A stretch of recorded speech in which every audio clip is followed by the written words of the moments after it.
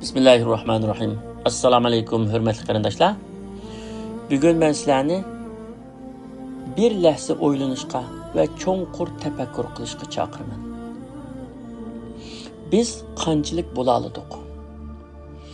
Biz dunyoga kelgan chig'imizda ilkimizda hech qanday narsamiz yo'q. Quruq qo'l keldik. Shuningdan keyin Allohning iltifoti bilan har narsaga ega bo'ldik. Pul molimiz bo'ldi, oilamiz bo'ldi, farzandlarimiz bo'ldi, ba'zilarimizning uy imoratlari, avtomobillari, hatto shirkatlari va hokazolar bo'ldi. Alloh taolo hammamizga texmi ziyodasini bersin va berganlarga barakat ato qilsin. Bularning hammasi bizning bu dunyolikda ega bo'lganlarimiz. Gerçi ega bo'lish dinimizda cheklanmagan bo'lsa-mu, Alloh taolo bizni ega bo'lishga emas, balki buluşqı buyurgan. Şuna bizge Kur'an-ı Kerim'nin nurgun ayetlerinde bulunlar degan emirlerini düşürgen. Tüvende Allah Teala'nın kunu yani bulunlar degan emridin tötni Peygamber sallallahu aleyhi ve sellem'nin emridin birini bayan kılma. Birincisi kunu rabbanina bima kuntum tuallimunal kitabe ve bima kuntum tadrusun. Sizler kitap yani Kur'an'ı öğüniş ve başkalarına öğütüş arkalık Rabbani alim bulunlar. Bu ayette Allah Teala bizni Rabbani alimlerden buluşku buyuruydu. Rabbani alim degan ilim hikmetke tolgan, ameliyeti bilen kişilerge ülgü bulunduğun ve ulanı doğru yolga yetekleyelediğin yetik alimdir. Hemimiz okuşka ve bilmegenlerimizni ügünüşki buyurulgan. Çünkü Müslümanlık okumasdan, ügenmezden toluklanmaydı. Talabul ilmi faridatun ala kullu muslimin ve muslimetin. Okuş, ügünüş, er bolsun, ayal bolsun, her bir Müslümana farzdır deydi Peygamber sallallahu aleyhi ve sellem. Şuna her bir kişinin imkaniyetinin yar berişiçe okuşu ve ügünüşü, andın bilgilerini çağımının yetişiçe ügütüşü farzdır. Meyli siz dinde alim bulup bilgilerinizni kişilerge ügütün, ya ki azrak bolsumu ügünüp bilgilerinizni farzandlaringizga ve yakınlarınızga ügütün, her ikili halette siz Allah Teala'nın emrini orunduğun bulursunuz. Ama hiç ügenmesiniz, hiç okumasanız ve birer herbi çağlık bolsumu bilginizni başkalarına ügetmeseniz siz Allah Teala'nın emrine itaat kılmagan ve onunla asilik kılgan bulursunuz. Alim buluş deganlik hemmeni biliş deganlik emas. İnsan hemmeni bilenmeydi. Aldı bilen Allah Teala'nı biliş, andın, din ve dünyalık bilişki tigişlilerinin hemmisini biliştir. İkinci, ya eyyühellezine amenu kunu kavvamine lillahi şuhada'a bil qist. İyi iman etkanlar, Allah'ın razılık için hakikatte çın durunlar ve adaletlik guahçılar bulunlar. Bu ayette Allah Teala bizni hak dinde her zaman müstahkem turuşka, her işte adaletlik, insaflık buluşka, sözümüz ve ameliyetimiz bilen hak dinini yaşatış arkalık onun haklılığını namayan kılışka, ahlakımız bilen onun şahit buluşka ve kişiler oturusunda guahlık bergendi bu adalet bilen doğru guahlık berişki buyuruydu. Dinde müstahkem turuş nihayet muhim ve bekme qiyin iş. Dinde müstahkem buluş deganlik dinning ibadetlerine xas emas, belki onun ahlak kısmına alohida ahmiyet berishni taqozo qildi. Çünkü ibadet kılmak o'ng'ay, ama ahlakta durust ve adaletlik bo'lmak bek qiyin. Şoň nurgun kişiler ibadette aktif bolsa bu, durustlukta, insaf adaletde ve pulmal muamelesinde nölgü düşüp kalgan. Çünkü dinde müstahkem turuş, doğru yolda ravurus buluş o'ng'ay emas. Ama Allah Teala'ga bağlangan ve kuludun kilişçe sebep kılgan, japadın korkmay işligen adam için qiyin emas. Çünkü Qur'on Karim bizga "Va may yattaqillaha yaj'al lahu makhrajan va yarzuqhu min haythu la yahtasib." Kimki Allohdan qo'rqidi ekan, ya'ni Allohga taqvolik qildi ekan, Alloh uningga chiqish yo'li beradi. Uningga o'ylamagan yerdan rizq beradi. "Va may yattaqillaha yaj'al lahu min amrihi yusra." Kimki Allohdan qo'rqidi ekan, Alloh uning ishini o'ng'aylashtirib beradi. deb ta'lim berdi. Allama Muhammad Mutavalli Sha'ravi mundaq degan: "To'g'ri yo'lda ravorus bo'lish degan o'ng yoki so'lga qilchilik moyil bo'lib ketmay, to'g'ri bo'lish deganlikdir. Bu amalga oshirish intayin qiyin bo'lgan bir ishdir. Chunki ba'zida ikki zid narsaning yoki ikki qarama-qarshi narsaning orasidagi fasil intayin inchiki bo'lib qoldi. Allah Taala fastaqim kama umirta ve men tabe ma'aka. Ey payg'ambar, sen buyurilgandek ravorus bo'lgin, mustahkam bo'lgin, sana ergashganlarmi shunda bo'lsin degan oyatni nozil qilganda, bu oyat sahobalarga haqiqatan ig'ir kelgan. Hatto payg'ambar alayhisalom shayyabatni Hudun va akhawatuha, meni Hud va shuningga o'xshash suralar qiritivetdi degan. Yani Hud suresidagi mushu oyatni demoqchi.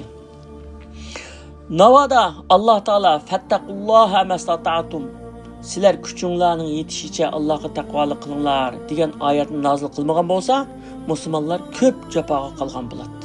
Xulos qilganda, to'g'ri yo'lda ravorus bo'lish deganlik Alloh taolaning buyurgan va to'sqanlarga amal qilishda hech qaysi tarafga qilchilik moyil bo'lib ketmaslik, to'g'ri durust bo'lish deganlikdir. 3. Ya eyyuhellezine amenuttaqullaha ve kunu ma'as sadiqin. Ey iman etganlar, Allohdan qo'rqinglar va rostchilar bilan birga bo'linglar.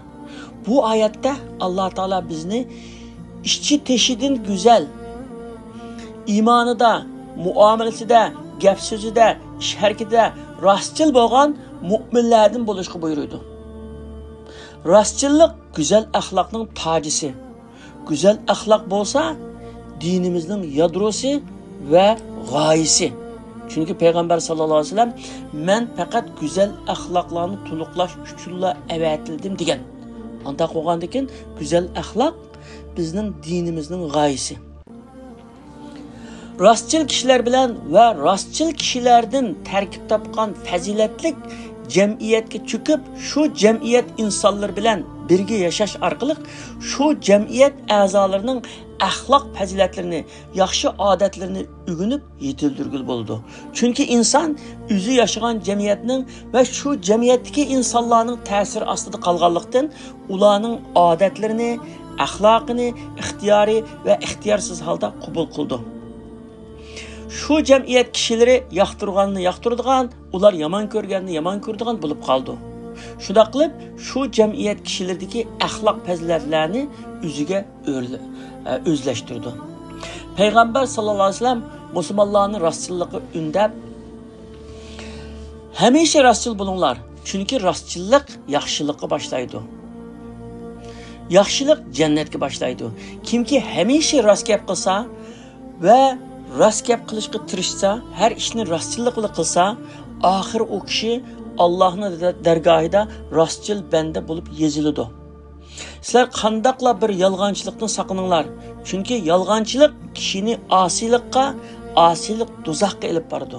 Kimki hamisha yolg'onchilik qilsa va yolg'on gap qilishga urinsa va yolg'on bilan ish qilsa, oxir u Allohning dargohida yolg'onchi bo'lib yeziladi. Allah'ın dergahida yalgancı bulup yazılgandikin, o insanların kalbide mi yalgancı bulup yazıldı. Yani bu dünya ve ahirette yaxşı akıbet görmeydi. 4. Ya eyyühellezine amenu kunu ensarallah. İyi iman etkanlar, sizler Allah'ın dininin yardımcıları bulunlar. Bu ayette Allah Teala bizlerini onun dinini amaliyatimiz bilan yaşitish, sözümüz ve hareketimiz bilan yetkizish, can tikib qo'g'dash, buyruqlarini ijro qilish, farzlarini ado qilish, da'vatini umumlashtirish orqali Alloh taolaning yordamchilari bo'lishga buyurdi. Bu amaliyotda har bir musulmon uchun katta shon sharaf va ulug' amaldir. Chunki Alloh taolaning diniga xizmat qilish orqali Alloh taolaning yordamchisi bo'lish haqiqiy mu'minlarga nisb bo'ladigan katta ishdir. Har bir musulmonning Alloh taolaning yordamchisi bo'lish mas'uliyati bor. Chunki bu dinga mansub bo'lganlik shuni talab qildi. Bu mas'uliyat dinni qo'g'dash va uning go'zalliklarini o'z amaliyati bilan namoyon qilish bilan ado qilinadi. 5-si Payg'ambar sallallohu alayhi vasallam la tabaghadu va la tahasadu va la tadabaru va kunu ibadallohi ikhwana. Bir-biringlar bilan adovatlashmanglar, bir-biringlarga hasad qilishmanglar, bir-biringlarga o'rik olamanglar, Allohning qarindosh bandalari bo'linglar deb ko'rsatgan. Payg'ambar sallallohu alayhi vasallam bu hadisda biz musulmonlarni bir-birimizga yomonlik qilmaslikka, bir-birimizni ziyonga uchratmaslikka va yomonlik qilishni o'ylab qo'ymaslikka, shundaqla inoq, ittifoq bo'lishga buyurdi. Ma'lumki, adovatlashish, dushmanlashish, hasad qilish, bir-biriga o'rik olash qatorliq qiliqlar qalbning sog'lom emasligidan, iymonning ojizligidan, axloqning nacharligidan bo'ldi. Halbuki oxiratda birdan bir asqitgan narsa sog'lom qalbdir. Yawma la yanfa'u malu va la banun illa man atalloha biqalbin salim. U kunda mol dunyomu, bola chaqalarmu foyda yetkazolmaydi.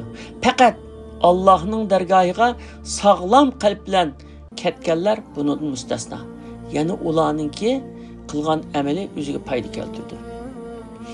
Qalb bilan qilinadigan zikr, duo, muhabbat, yaxshi niyat qatorliq ibodatlar qanchalik muhim va savobi qanchalik cho'ng bo'lsa, qalb bilan sodir qilinadigan o'chmanlik, dushmanlik, hasad, yomon niyat qatorliq qilmishlarning gunohimi shunchalik cho'ng va shunchalik xatarlikdir. Alloh taolo biz musulmonlarni bulunglar degan amri orqali yuqorqi oyatlarda va hadisda ko'rsatilgandek bulishga buyurdi. Ash oyatda ko'rsatilgandek va musha hadisda degandek bulishga buyurdi. Ammo har bir kishi o'ylab beqishga tegishlikki, men qandoq bo'ldim, qanchalik bo'la oldim. Alloh taolo hammamizni Alloh taolaning amriga itoat